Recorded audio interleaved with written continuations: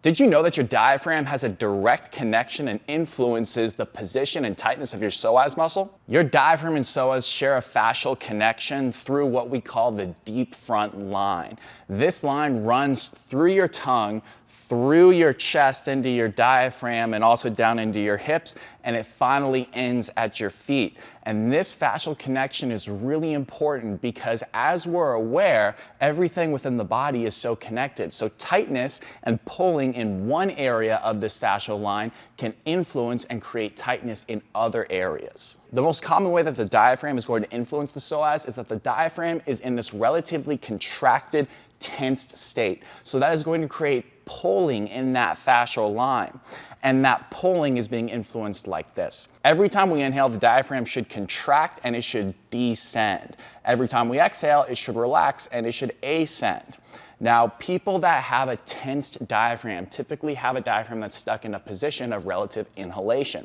So that diaphragm is stuck in a descended position.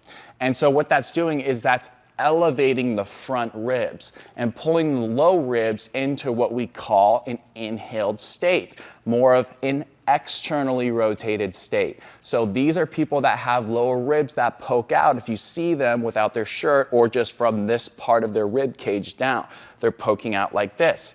So that diaphragm is stuck in a tense, contracted state. That is creating additional tension in that fascial line, which is influencing the psoas. Because if the ribs are flared up like this, that's also pulling the pelvis forward like that. And that is very commonly paired together. So what this means is that the psoas is now in a shortened, tight state. And that is the case because the psoas pulls the pelvis forward into an anterior pelvic tilt. And it also pulls the femur bones, the leg bones, out like this into external rotation. So from a fascial and tissue perspective, we have these things influencing each other. So the best way to get yourself out of this position in many cases is to get that diaphragm to relax. And the way we get the diaphragm to relax is through a full exhale. Getting that full exhale is going to bring the rib cage down. It's going to stack the pelvis underneath the rib cage more, and that's going to take stress off of other things within that fascial line, such as the psoas, because the psoas isn't being pulled so much into this position, and that psoas isn't tight, holding the pelvis into that forward anteriorly tilted position. So the question is, what's the best position to get the diaphragm to relax in? Well, it's generally going to be one where we can get the ribs into more of an internally rotated position where they're down. So people that tend to be like this tend to be in this extended position, so we need to get into a flexed position. That's going to allow the diaphragm to have way more opportunity to go into that ascended or domed position. So I like to start people off in a short-seated breathing position like I'm about to show you right now. So for this, we're gonna get in this short-seated position, and I recommend leaning up against a wall and placing something underneath your hips like this to elevate yourself a little bit. It'll just make it a little bit more comfortable, something maybe around 1 to up to 4 inches in height, whatever works best for you. You wanna feel your sit bones as evenly as is realistically possible for you on both sides, and your mid-back is gonna be on that wall. Your lower back is gonna be slightly off of it, but this is the contact point you wanna feel through here. Now what you're gonna do is get your feet far enough away so that way you don't feel any pinching within your hips, but you feel nice and flat and your knees can stay in line with your hips and your feet. You're gonna place your forearms on your thighs like this, keeping your eyes straight ahead. Now this is the hard part, and pay attention to what I do. I'm going to place my arms on my knees like this, and I'm going to separate my shoulder blades away from my spine like that, keeping my back on that wall. If anything, it's like I'm trying to push my rib cage back as I reach my arms forward. What I like to do is I like to say, imagine my hand is on your back and you're trying to push your ribs back as you reach your arms forward. If you do it right, you're gonna feel stretch in between your shoulder blades and your spine a little bit. That's good. What you do not want to do is this. Just leaning forward and coming off of the wall like that. That's bad. That's also gonna have you shrug, so we don't want that.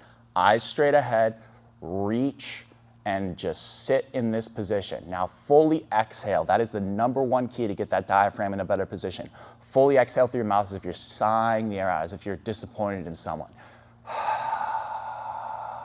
It's not this or this. It's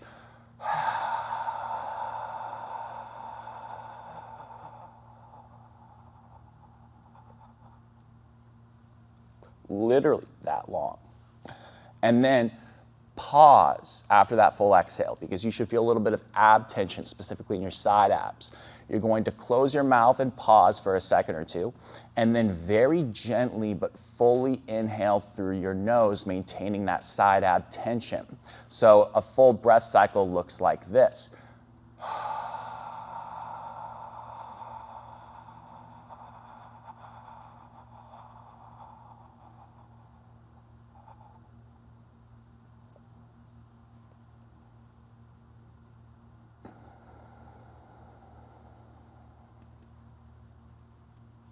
If you do that well, you're gonna feel your back open up with air. That's exactly what we want. What we don't wanna do is lean back as we inhale. That's what you want to do, because that's you feeding that ribs up strategy. So if anything, try to reach a little bit further as you inhale, and you're gonna get that expansion in your back. The last thing I'll say is make sure your inhale is very relaxed. You don't wanna engage any neck whatsoever. Low and slow on the exhale and inhale is always better than harder and more forceful. So you know you're doing this right if you feel relaxed throughout your body.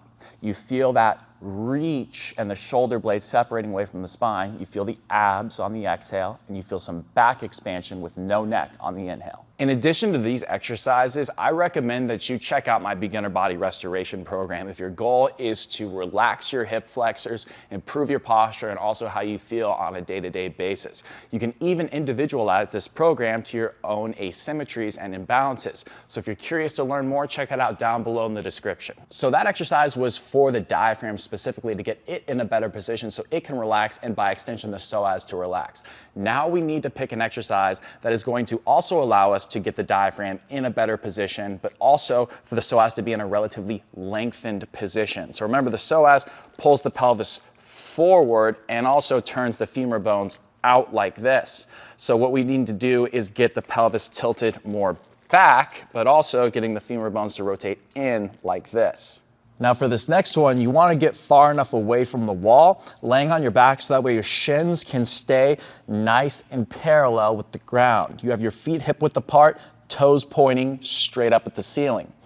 Now your chin is also going to be nice and pointing at the ceiling as well. You don't want it too far down or too far tipped back. Just right here is what you're looking for. You're going to take a foam roller and place it in between your mid-lower thigh region, just like this.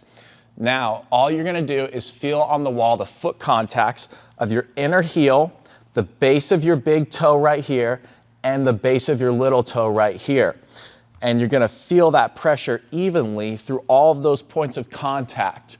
And you're gonna push into the wall maybe just about a 4 out of 10, maybe even a 3. You don't need much. And then you're gonna give this thing, this foam roller, just a little 3 out of 10 squeeze, not any more than that. And you should feel some inner thighs engage and some pressure going to the wall. That's all you need. Now you're going to take your hands, put them on your low ribs, and you're just gonna feel a couple of nice full exhales, just like we did on the short seated breathing. Full exhale. All that air out until you feel your side abs engage. Pause. And then very gentle inhale, not engaging your neck whatsoever, but feeling your chest and back expand.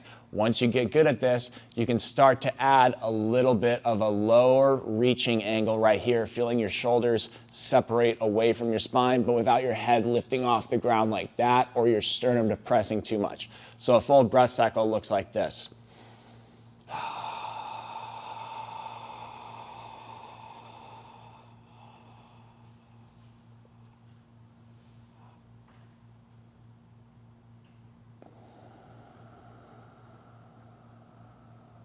Now, it's important we start with that first exercise because it's going to teach us what it means to get our diaphragm in a better position, and it's an easy position for us to do that in.